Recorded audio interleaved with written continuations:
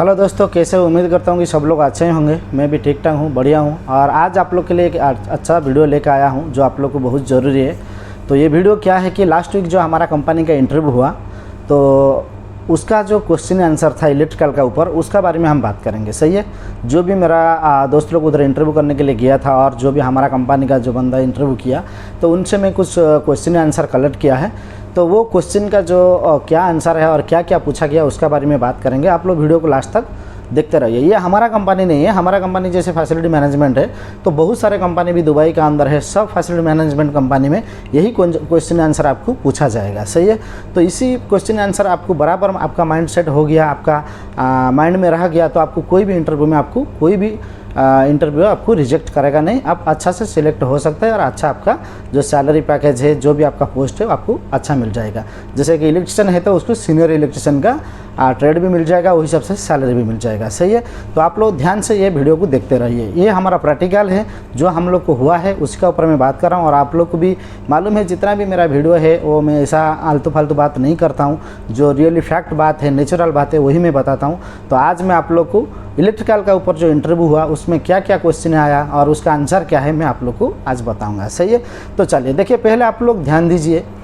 कोई भी इलेक्ट्रिकल का जो फैसिलिटी मैनेजमेंट कंपनी होता है, उसमें कंस्ट्रक्शन प्रोजेक्ट में जो काम होता है उसके ऊपर क्वेश्चन आंसर नहीं करता है। बहुत सारे दोस्त लोग गया था मेरा कंस्ट्रक्शन कंपनी में, तो वो लोग 5 साल 10 साल इधर काम किया है, लेकिन फिर भी वो लोग फेल हो गया, रिजेक्ट हो गया। सही है। क्यों? वो लोग को फैसिलिटी मैनेजमेंट में जो काम है वो लोग को मालूम नहीं है। जैसे एक दोस्त गया था, उसको स्टार्टिंग से पूछ लिया कि आपको मोटर का ऊपर बताइए, मोटर जो होता है हमारा, वो मोटर में कैपेसिटर क्यों लगता है। तो ये आप जो काम किया होगा, जो ITI या डिप्लोमा किया होगा, उसको बराबर मालूम है। लेकिन जो नहीं किया होगा, इधर उन लोग का एक्सपीरियंस वजह से उन लोग को चांस देता है कि चलो ठीक है, ये लोग 5 साल 10 साल इधर काम किया है। तो आप लोग को मालूम है कि जैसे गल्फ़ में क्वालिफिकेशन से, स्टडी से, कोर्स से ज़्यादा इधर का गल्फ़ का एक्सपीरियंस को ये लोग ज़्यादा इम्पोर्टेंट देता है। आपको वो भी चाहिए, आपका साथ में आपका जो भी ट्रेड का आप कोर्स किया है वो भी चाहिए, लेकिन सबसे ज़्यादा इम्पोर्टेंट देता है आपका गल्फ़ का एक्सपीरियंस के ऊपर। सही है। जो गल्फ़ एक्सपीरियंस का जो बंदा जाएगा, उसको 10 क्वेश्चन से वो 5 क्वेश्चन का आंसर दे दिया, उसको सिलेक्ट कर देगा। लेकिन जो गल्फ़ एक्सपीरियंस नहीं है, तो उसको 10 से 10 क्वेश्चन का आंसर उसको देना पड़ेगा। नहीं तो एक आंसर नहीं दे पाएगा, चलेगा, लेकिन 7-8 क्वेश्चन का आंसर दिया तो फिर उसको रिजेक्ट करेगा। इसी के लिए करता है कि कंपनी सोचता है जो गल्फ़ में काम किया है उसका जो एक्सपीरियंस है वो उसको थोड़े बहुत बता देने पर इसको बाकी और सब मालूम है, वो कर लेगा। तो इसके लिए उसको एक्सेप्ट कर लेता है। लेकिन जो नया है उसको तो सब कुछ बताना पड़ेगा, सब कुछ मालूम होना पड़ेगा, प्रोजेक्ट का बारे में, रूल्स का बारे में, सेफ्टी का बारे में, काम का बारे में, हर चीज़ का बारे में उसको सीखने के लिए टाइम लगता है। इसके लिए जो गल्फ़ में एक्सपीरियंस नहीं है वो लोग को जल्दी जॉब नहीं देता है। सही है। तो चलिए हम लोग स्टार्ट करेंगे कि आज जो हमारा वीडियो है उसका है इलेक्ट्रिशियन का इंटरव्यू क्वेश्चन आंसर। सही है। तो इसमें क्या क्वेश्चन आंसर है, देखिए। पहले कोई भी कंपनी आपको, हमारा कंपनी भी पूछा और कोई भी कंपनी आपको ये पूछेगा कि भाई स्टार डेल्टा स्टार्टर क्या है और इसको हम लोग किसके लिए यूज़ करता है। सही है। इसका उपयोग क्या है, आप लोग सीधा बोलने का। देखिए इंटरव्यू में क्या होता है, सीधा एक क्वेश्चन पूछता है तो उसका सीधा आंसर देने का। देखिए आंसर को बड़ा एग्जाम्पल का साथ जब वो बताएगा तभी एग्जाम्पल का साथ देने का। सीधा बोलने का कि स्टार डेल्टा स्टार्टर हम लोग इसके लिए यूज़ करता है जो हमारा 5 किलोवाट से ज़्यादा है। एक्चुअल तो 7.5 किलोवाट का बाद ही हमारा स्टार डेल्टा स्टार्टर यूज़ करना चाहिए, लेकिन कई कंपनी में सेफ्टी वजह से वो 5 किलोवाट्स का बाद भी स्टार डेल्टा स्टार्टर में उसका मोटर को चालू करता है। तो वो जो स्टार डेल्टा स्टार्टर है उसमें इनक्रीज जो करंट, जो स्टार्टिंग करंट है उसको रिड्यूस करने के लिए स्टार डेल्टा स्टार्टर यूज़ करता है। क्यों? जब आप लोग देखा होगा, जब हमारा मोटर हम लोग डोल स्टार्टर में स्टार्ट करता है तो हमारा मोटर का स्पीड बहुत रहता है और करंट ज़्यादा यूज होता है और बार बार ऑन ऑफ होने पर क्या होता है, मोटर ख़राब हो जाता है। तो इसी जगह पे क्या होता है, हम लोग को स्टार डेल्टा स्टार्टर में यूज़ करेगा तो स्टार्टिंग करंट को वो स्लो भी करेगा और उसका बाद में वो थोड़ा 10-12 सेकंड के बाद वो क्या करेगा, जो मोटर का जो आरपीएम होता है उसका जो 80% 90% आरपीएम जो उसका फ्रीक्वेंसी होता है जब आ जाता है तब वो डेल्टा में कन्वर्ट हो जाता है। तो उस टाइम क्या होता है ना, कम करंट में हमारा मोटर वो फुल स्पीड में भी चालू हो जाता है। सही है। तो इसी का काम है। इसमें क्या फ़ायदा होता है कि हमारा जो मोटर है उसका कॉइल जलने का, डैमेज होने का चांस नहीं रहता है, मोटर ज़्यादा वाइब्रेट होने का चांस नहीं रहता है और हमारा करंट बिल जो है इलेक्ट्रिकल का जो एनर्जी है वो हमारा सेव होता है। तो इतना आप बोल देगा तो उसको समझ आ जाएगा रहेगा ये बंदा कुछ काम किया है। बाकी उसके ऊपर और डिटेल बोलेगा, उसमें कंट्रोलिंग वायरिंग कैसा होता है, उसमें कितना रिले आता है, उसमें टाइमर कैसा आता है, उसका लीचिंग रिले कैसा लगाता है, और इसका बाद बोलेगा तो वो अलग टॉपिक है। लेकिन वो जो क्वेश्चन किया उसका आंसर यही है, सही है। उसका बाद दूसरा आपको बोलेगा मोटर में कैपेसिटर क्यों लगाता है। जो हमारा मोटर है उसमें सिंगल फेज मोटर में कैपेसिटर लगता है, आप लोग को सबको मालूम है। तो कैपेसिटर इसके लिए लगता है कि देखिए एक मोटर है, उसमें हम लोग चालू करने के लिए जो हम लोग रोटेशन उसका रोटेट करने के लिए हम लोग को एक मैग्नेटिक पावर चाहिए। तो वो मैग्नेटिक पावर हमारा जो बिना कैपेसिटर में आप लोग मोटर चालू करेगा तो वो मोटर हमारा चालू नहीं होगा। दोनों साइड को ऐसे झटका मार के प्राइवेट सिर्फ होएगा, वो चालू नहीं होगा। जब आप हाथ से थोड़ा घुमा देगा तो वो चालू हो जाता है। मतलब कैपेसिटर का यही काम है कि हमारा जो मोटर है उसको स्टार्टिंग करने का, उसको स्टार्ट करने का। वो स्टार्ट करने पर वो क्या होगा, उसका बाद में चलते रहेगा, सही है। तो कैपेसिटर का यही काम है कि हमारा जो मोटर है उसको स्टार्ट करने का है।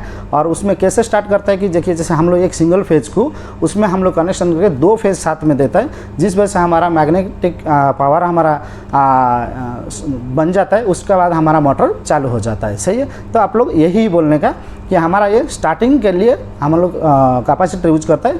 बाद में कोई मोटर में भी आप लोग देखा होगा कि 2 कैपेसिटर भी लगता है, एक स्टार्टिंग और एक रनिंग, सही है। तो आपको पूछा जाएगा कि ये मोटर में क्यों 2 कैपेसिटर है, आप सीधा बोल सकते हैं एक स्टार्ट करने के बाद वो ऑटोमेटिक वो ऑटो ऑफ हो जाता है, वो कट आउट हो जाता है। उसके बाद हमारा जो रनिंग कैपेसिटर होता है वो कंटिन्यू मोटर को चालू करता है, चलता है, सही है। तो यही आपको बोलना है। इंटरव्यू में हमेशा कम बोलने के लिए कोशिश कीजिए, बस थोड़ा समझा के बोलने के लिए कोशिश कीजिए, तो आपका इंटरव्यू अच्छा रहेगा। ये हो गया आपका 2।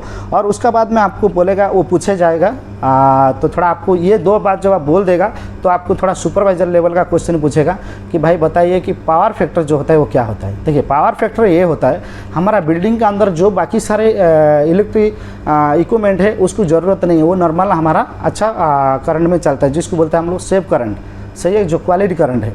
पावर फैक्टर यही है कि हमारा जो करंट और वोल्टेज दोनों एक साथ में साइकिलिंग होकर जाना चाहिए। जब वो एक पीछे हो जाता है, करंट आगे चला जाता है, वोल्टेज आगे चला जाता है और हमारा करंट थोड़ा पीछे चलता है, तो उसको लेवल करने के लिए हम लोग पावर फैक्टर को बैलेंस करने के लिए कैपेसिटर बैंक यूज करता है। और हमारा जो पावर फैक्टर होता है हमेशा हमारा 1 पॉइंट होना चाहिए। लेकिन हमारा कहीं भी हमारा जो पावर फैक्टर होता है वो 1 पॉइंट नहीं रहता है, 0.9 0 हमारा 8 ऐसा हमारा रहता है, सही है। तो आप लोग यही बोलने का कि जो पावर फैक्टर क्या है, पावर फैक्टर यही है हमारा जो करंट और जो वोल्टेज उसका बीच में जो गैप आ जाता है, जब एक साथ में नहीं चलता है तो उस टाइम क्या होता है हमारा पावर फैक्टर आ जाता है, सही है। उसमें जो हमारा लेवल हमारा अप डाउन हो जाता है उसको हम लोग पावर फैक्टर बोलते हैं, सही है। तो उसको हम लोग बैलेंस करने के लिए, कंप्लीट करने के लिए क्या करना पड़ेगा, आप लोग बोल सकते हैं कि हम लोग कैपेसिटर बैंक लगा के उसको हम लोग बराबर फिर मेंटेन कर सकते हैं। जो वोल्टेज करंट है एक ही लाइन में एक ही साथ में वो चलेगा, सही है। तो ये कहाँ होता है, ज़्यादातर आप लोग देखेगा जो कंटिन्यू मोटर चलते रहता है, जो हम लोग चिलर का हो गया या हमारा बूस्टर पंप हो गया या हमारा कोई भी मोटर हो गया, ज़्यादातर जो इंडक्शन मोटर होता है उसी का ऊपर हमारा जो पावर फैक्टर ज़्यादा अप डाउन होता है, ज़्यादा ऑन बैलेंसिंग होता है। तो इतना ही आप बोल देगा तो उनको समझ आ जाएगा कि बंदा प्रोजेक्ट में काम किया है, उसको इतना नॉलेज है, सही है। तो ये हो गया। तो चौथा क्वेश्चन क्या होता है, देखिए चौथा क्वेश्चन हमारा है 3 क्वेश्चन का आंसर, और क्वेश्चन भी मैं बता दिया, इसको आप लोग ध्यान से सुनिए, आप लोग ध्यान से इसको याद रख लिया, आपका माइंड में सेट कर लिया। कोई भी कंपनी हो, जैसे हमारा कंपनी फैसिलिटी मैनेजमेंट है मेंटेनेंस का, ऐसा यूएई में एक ही नहीं है, पूरा गल्फ में एक ही नहीं है, बहुत सारे है। सबका यही क्वेश्चन तो मैं नहीं पूछेगा, बाकी पूछेगा। देखिए यूपीएस कैसा है, यूपीएस क्या है, आप लोग बोलने का कि यूपीएस यही है कि हमारा जो मेन इंपॉर्टेंट एरिया होता है, जो ऑफिस होता है, जो हमारा डाटा सेंटर होता है, जो भी हमारा मोस्ट इंपॉर्टेंट होता है, जो वेरी सेंसिटिव जगह होता है, उसमें कभी भी हमारा पावर शट डाउन नहीं होने के लिए हम लोग यूपीएस यूज करता है। और यूपीएस कैसे काम करता है, जैसे हमारा एसी वोल्टेज से हमारा डीसी बैटरी चार्ज होता है, और बैटरी चार्ज होकर फिर वो बैटरी से फिर एसी उसका जो आउटपुट है फिर डीसी वोल्ट से फिर एसी होकर हमारा जो भी इक्विपमेंट है, जो भी हमारा यूज करता है पावर पॉइंट में हमारा चला जाता है। तो उसी को हमारा यूपीएस बोला जाता है। यूपीएस हमारा कभी भी हमारा मेन करंट बंद हो जाएगा, पावर कट हो जाएगा, तो हमारा यूपीएस में बैकअप थ्रू हमारा कंटिन्यू हमारा काम चलता रहेगा। कोई भी डाटा सेंटर है, कोई भी सीसीटीवी का रैक है, या कोई भी हमारा सिस्टम में आदमी काम कर रहा है, वेरी इंपॉर्टेंट काम कर रहा है, बीच से पावर शट डाउन हो गया तो उसका सेव नहीं हो गया होगा, उसका सिस्टम में जो भी वो कितना काम किया होगा सब उड़ जाएगा। सही है। तो इसी जगह पे, इसी सेंसिटिव जगह पे हमारा यूपीएस का ज़रूर होता है। और यूपीएस पीपीएम कैसे किया जाता है वो बोलेगा। यूपीएस पीपीएम हम लोग हर 1 महीना में करता है, कभी कभी कोई कंपनी का रिक्वायर है तो हर 3 महीने में एक बार करता है। कैसे करता है, हम लोग यूपीएस को पूरा खोल के जो भी हमारा उसको पहले तो हम लोग उसको बाईपास करेंगे, बाईपास करने के बाद हम उसको उसका अंदर हमारा एक्सेसरी से उसको अच्छा से क्लीन करेंगे, ब्लोअर करेंगे, जो भी डस्ट है उसको साफ सफाई करके उसके बाद में उसका एम्पेयर, उसका वोल्टेज सब चेक करेंगे। उसका जो बैटरी का जो वाटर होता है उसको भी हम लोग चेक करेंगे, जो एसिडी है। उसके बाद हर एक बैटरी का वोल्टेज इंडिविजुअल लेके हम लोग चेक करेंगे।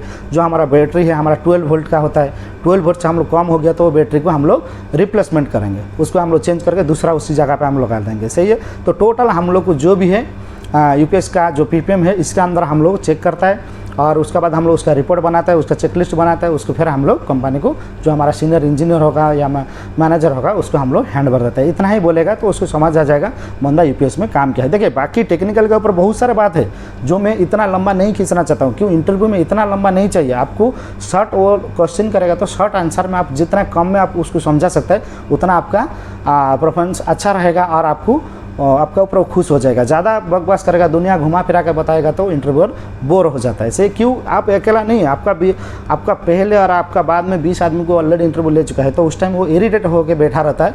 तो उसको अच्छा से ढंग से सही क्वेश्चन आंसर आप दिएगा तो आपको खुश होकर सिलेक्ट करेगा। सही। ये हो गया यूपीएस के बारे में, आपको मालूम होना चाहिए। उसके बाद में डीसी के बारे में, देखिए हर कंपनी में डीसी यूज नहीं होता है।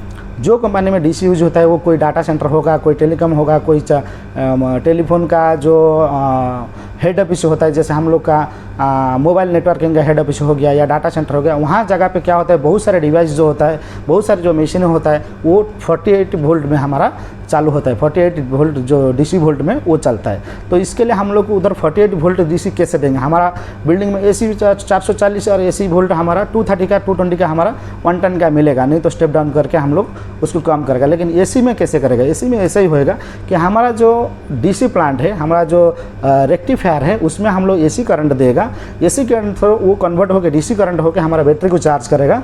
फिर बैटरी का जो आउटपुट निकलेगा वो हमारा डीबी में जाकर जो इंडिविजुअल सर्किट है, जहाँ जहाँ हमारा पावर यूज होता है बिल्डिंग के अंदर जो डिवाइस के लिए, तो उधर के लिए वो प्रोवाइड करेगा। सही है। इतना ही आप बोल देगा 100% आपका इंटरव्यू पास हो जाएगा। क्यों, हम लोग प्रोजेक्ट में यही काम करता है, यही काम हम लोग को इंटरव्यू हो के भी हम लोग भी आया और यही काम भी हम लोग आदमी लोग से करा रहा है। तो इसके लिए ये जो मैं बात बोल रहा हूँ आपको शायद ये आपको छोटे मोटे या नॉर्मल बात आपको समझ आया होगा कि हाँ ये ऐसे ही, ये तो बहुत कॉमन बात है, तो बहुत सादा बात है, मतलब कोई इतना इसमें टेक्निकली है नहीं है। लेकिन फिर भी आपको इंटरव्यू में यही चाहिए। देखिए ये जो मैं बोल रहा हूँ ये आपको थ्योरी क्लास का मैं आंसर नहीं बता रहा हूँ, ये प्रैक्टिकली और फील्ड के ऊपर का बात मैं बता रहा हूँ जो इधर का कंपनी को चाहिए। इधर का कंपनी क्यों हमेशा बोलता है मुझे गल्फ एक्सपीरियंस वाला चाहिए।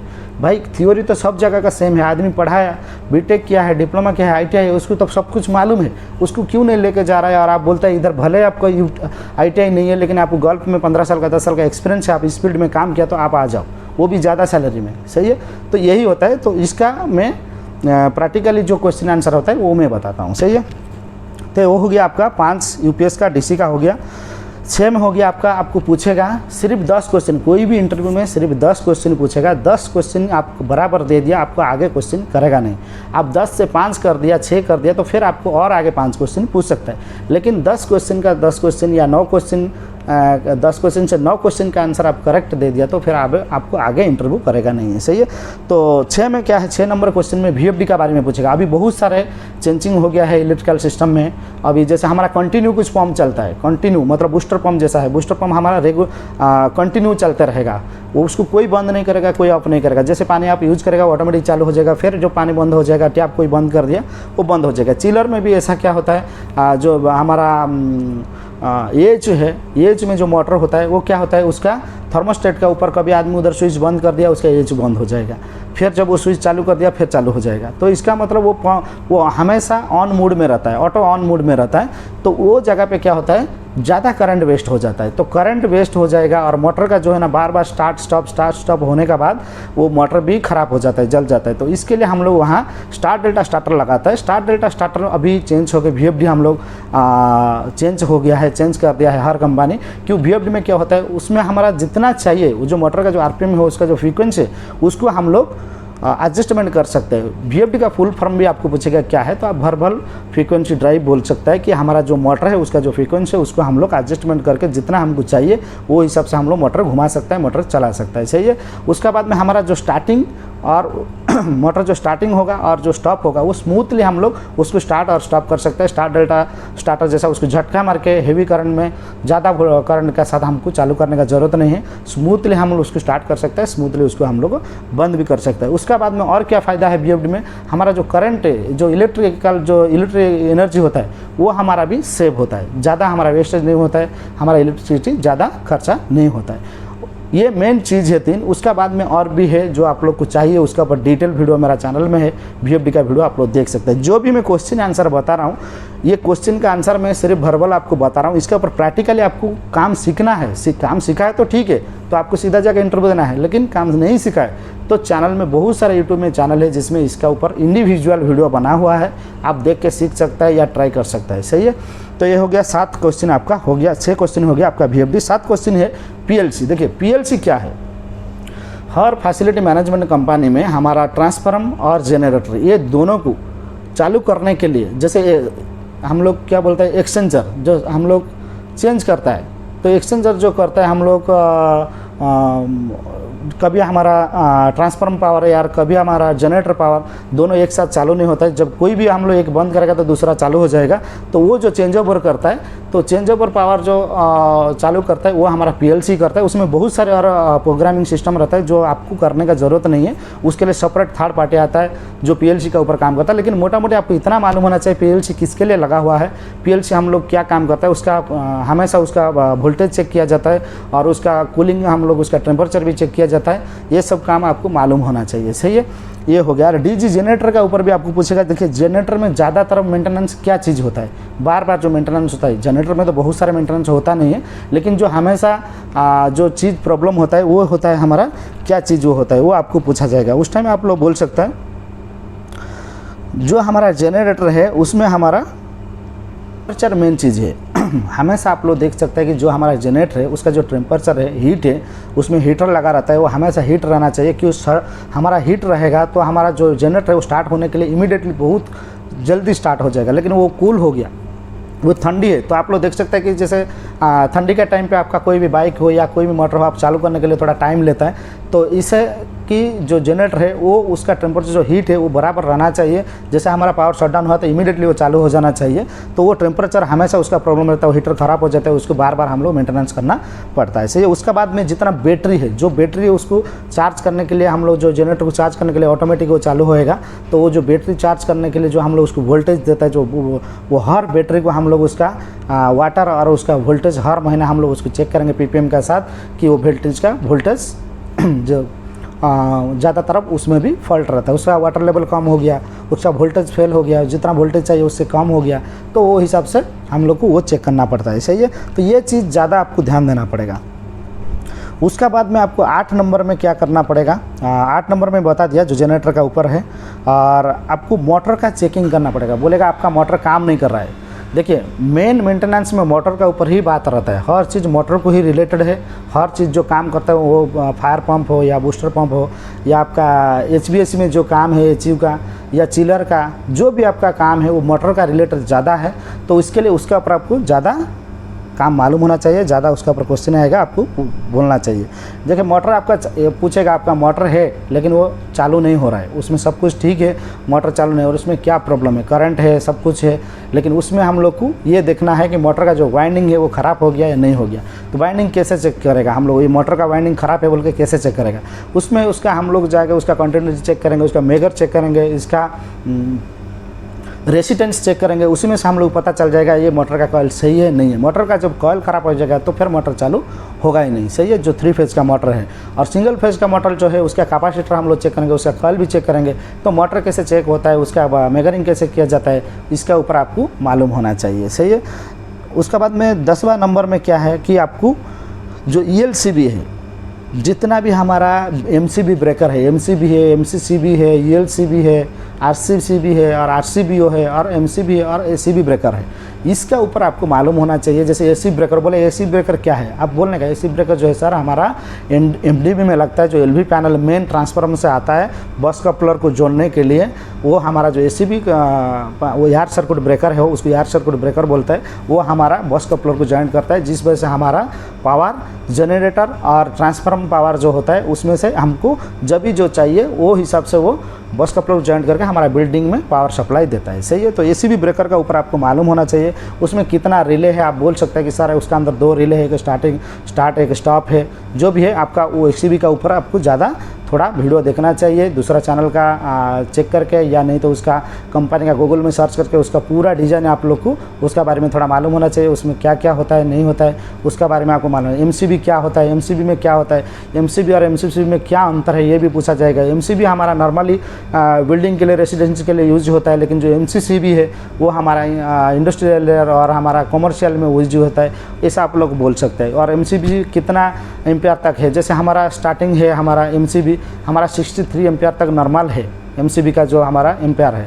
सही है उसका रेटिंग। उसका बाद में जो है 80 का है, 100 का है, 125 का है, उसमें वो ज़्यादा एमसीसीबी हो गया, उसको हम लोग एडजस्टमेंट कर सकते हैं, उसका ट्रिपिंग हम लोग कम ज़्यादा कर सकते हैं, तो एम्पियर में उसको हम लोग थोड़ा बहुत कम पे सेट कर सकते हैं। तो इसके ऊपर आपको पूछा जाएगा, बोलेंगे आरसीसीबी क्या है, एर्थ लीकेज जो है हमारा ईएलसीबी से क्या होता है, हमारा एर्थ लीकेज किधर हो गया, हमारा ट्रिप डीबी को ट्रिप कर देना है, पावर सर्किट बंद कर देने का, या ओवरलोड हो गया, ओवरलोड में हमारा ट्रिप हो जाना चाहिए, हमारा वायर नहीं जलना चाहिए, कुछ एक्सीडेंट नहीं होना चाहिए। तो इसके लिए हम लोग ईएलसीबी, आरसीसीबी, आरसीबीओ ये हम लोग करते हैं। और आरसीबीओ और ईएलसीबी में आपको पूछेगा एलसीसीबी और आरसीबी में क्या अंतर है। देखिए दोनों सेम काम करता है, जैसे हमारा एक आइसोलेटर है और एक हमारा ईएलसीबी है, ये दोनों का जो काम है वो एक आरसीबीओ काम कर रहा है। तो वही चीज़ आपको टेक्निकली थोड़ा उसको बताना पड़ेगा। यही 10 क्वेश्चन का आंसर आप बता दिया। एक्चुअली आपको 5 क्वेश्चन पूछने के बाद उसको समझ आ जाएगा आपको काम मालूम है नहीं है, फिर भी और वो जानने के लिए और थोड़ा 2-4 क्वेश्चन पूछेगा, तो मिनिमम आपको मैक्सिमम आपको 10 क्वेश्चन ही पूछेगा। 10 क्वेश्चन का आप आंसर दे दिया, आप सीनियर टेक्नीशियन में, इलेक्ट्रिशियन में आप सिलेक्ट हो जाएगा। फिर आपका सैलरी 1800 से 2500 तक सैलरी आपका लग जाएगा, प्लस 3 घंटा ओवर टाइम, कुल मिला के आप महीना में 3500 दिराम या 2800 दिराम तक आप कमा सकता है। सही है। तो यही था हमारा ये जो इंटरव्यू हुआ 2 हफ्ता पहले, 1 हफ्ता पहले हमारा लास्ट वीक हुआ था इंटरव्यू। तो इंटरव्यू में हमारा जो क्वेश्चन आंसर था यही था। इसके ऊपर मैं आज एक छोटा वीडियो बता के आप लोग को समझाने के लिए कोशिश किया। वीडियो कैसा लगा मुझे बताइए, और भी जो कंपनी में इंटरव्यू होगा उसमें मेरा जो दोस्त लोग है उनसे में भी क्वेश्चन आंसर पूरा कलेक्ट करेगा और आप लोग को वीडियो का थ्रू आप लोग का पास पहुंचाएगा। तो इसके लिए आप लोग चैनल को सब्सक्राइब करके नोटिफिकेशन ऑन करके रखेगा। तो इंटरव्यू का क्वेश्चन आंसर का साथ साथ में कौन सा कंपनी का कभी इंटरव्यू है, कैसे हम लोग को इंटरव्यू अटेंड करना है, कैसे हम लोग को पता लगेगा कहाँ इंटरव्यू हो रहा है, उसका हर चीज़ में यूट्यूब चैनल में अपडेट देता है। उसके बाद में मेरा एक व्हाट्सअप ग्रुप है जिसमें बहुत सारे कंपनी का आदमी उसमें जुड़ा हुआ है। तो वो लोग का कंपनी का कभी भी इंटरव्यू वैकेंसी कभी भी हायरिंग करता है तो वो लोग उसमें छोड़ता है, उसका थ्रू भी मैं आप लोग का पास इन्फॉर्मेशन पहुंचाऊंगा। तो यही रिक्वेस्ट है आप लोग को कि आप और आपका साथ में जितना भी आपका दोस्त है, जितना भी आपका व्हाट्सअप ग्रुप है, मेरा वीडियो को आप लोग शेयर कीजिए, सब लोग का पास पहुंचाइए, जैसे सब लोग को हर चीज़ के बारे में मालूम होगा। हम सिर्फ काम और इंटरव्यू उसका ऊपर बात नहीं करता है, इधर का रूल्स रेगुलेशन, कंपनी में कुछ पंगा हो गया, कंपनी के साथ कैसे डील करना है, क्या क्या रूल रेगुलेशन है, वीज़ा का ऊपर, विजिट वीज़ा का ऊपर, फ्रेशर आदमी का ऊपर, इधर गल्फ में जो काम करे उसका ऊपर, हर टाइप का वीडियो इसमें आपको मिलेगा। ऑलरेडी वीडियो में 320 वीडियो है, ये जो हमारा यूट्यूब चैनल है उसमें 320 से ज़्यादा वीडियो है। आप लोग जाके वीडियो ऑप्शन में हर एक वीडियो आप लोग देख सकता है। और एक्यूरेट जो मैं बोलता हूँ, जो मेरा चैनल है, ऐसा चैनल आप लोग को नहीं मिलेगा। कोई भी यूट्यूबर ऐसे क्लियरली और ऐसे फैक्ट बात नहीं करता है। वो जैसे उसका व्यूज़ आएगा, जैसे उसको ज़्यादा आदमी उसके साथ जोड़ेगा, ऐसे थोड़ा लगा जोखा के वो बात करेगा। हमारा ऐसा नहीं है। मेरा जो इरादा है कि जो भी बंदा है सेम मेरा जैसा है, मैं भी इसमें आया, गल्फ में आया, मैं भी इधर कितना स्ट्रगल करके, मैं 15 साल का अंदर में जो पोजीशन में जो काम किया, सब लोग को ऐसा मिलना चाहिए, सब लोग को ऐसा होना चाहिए, सब लोग को इतना हेल्प मिलना चाहिए। तो इसी के लिए मैं एक चैनल बना के वीडियो का थ्रू सब लोग को समझा रहा हूँ। बाकी इसमें कुछ भी नहीं है, ना इसमें से मेरे को कुछ पैसा मिलता है। आप लोग को मालूम है, जब तक मिलियन सब्सक्राइबर, मिलियन व्यू नहीं होगा तो यूट्यूबर लोग को पैसा कुछ नहीं आता है। सही है। और मेरा तो बिल्कुल मिलियन तो छोड़िए, 4-5 हज़ार भी सब्सक्राइबर नहीं है, बहुत छोटा चैनल है। आप लोग चाहेगा तो चैनल को हर आदमी के पास शेयर करके, हर दोस्त का पास शेयर करके सब्सक्राइबर बढ़ाएगा, और सब्सक्राइबर बढ़ेगा तो फिर व्यू बढ़ेगा। सही है। जो उसमें से जो पैसा मुझे मिलेगा, अभी तो कुछ नहीं मिल रहा है, लेकिन फ्यूचर में कब मिलेगा, तो मैं भी जितना आदमी इधर आ रहा है, विजिट में आ रहा है, या कोई आदमी कुछ कंपनी में फंस गया है, किसका कुछ तकलीफ है, तो उसका पास मैं मैं पहुंचूंगा उसको थोड़ा हेल्प कर सकता हूँ, जो भी है मैं उसको कुछ दे के उसका मदद करूँगा। सही है, तो यही है मेरा प्रयास है और बाकी आप लोग का हाथ में है।